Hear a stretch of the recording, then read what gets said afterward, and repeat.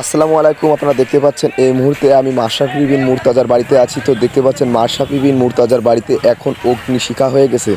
বাংলাদেশের প্রধানমন্ত্রী শেখ হাসিনা দেশ থেকে পালানোর পরপরই মাশরাফি বিন মুর্তজার বাড়িতে আগুন দেওয়া হয়েছে।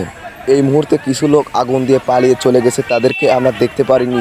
তো দেখেন আগুন দিয়ে পুড়িয়ে চেয়ার টেবিল সব কিছু ভেঙে চুরমার করে দিয়ে গেছে। অবশ্যই এটি আওয়ামী লীগের একজন এমপি ছিল, যার কারণে তার এই অবস্থা ভুক্তভোগী হতে হয়েছে। মাশরাফি বিন মুর্তজা নড়াইল 2 আসনের এমপি, দুইবার ভোটে জেতা, বিপুল ভোটে জয়ী হওয়া মাশরাফি বিন মুর্তজা। অবশ্যই এই কুলসিত কাজটা কে বা কারা করেছে, আমরা তাদের প্রতি তীব্র নিন্দা জানাই। অবশ্যই এটা করা তাদের ঠিক হয়নি, যেহেতু তিনি একজন নড়াইলের ভালো একজন এমপি ছিল।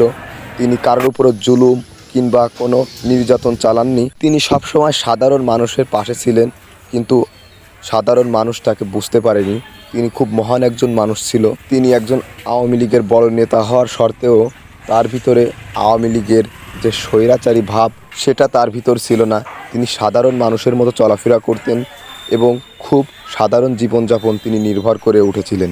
কিন্তু মানুষ ক্ষিপ্ত হয়েছিল এই কারণেই যে তিনি কোঠা বিরোধী আন্দোলনে ছাত্রদের পক্ষে কোনো কথা না বলাই তার এই অবস্থা করেছে।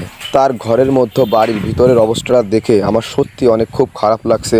যারা এই কাজটা করেছে তাদের অবশ্যই এটা করা ঠিক হয়নি, তাদের এটা করা কোনো মতেই ঠিক হয়নি। এখন মাশরাফি বিন মুর্তজা দেশের বাড়িতে নেই, তিনি এখন ইন্ডিয়াতে আছেন। তো অবশ্যই আমরা এইভাবে কারোর বাড়ি ঘর দর ভাঙচুর করব না, অগ্নিশিখা করব না। এই সকল খারাপ কাজ থেকে আমরা দূরে থাকব এবং অন্যায়কে প্রশ্রয় দেব না। সবাই ভালো থাকবেন, সুস্থ থাকবেন।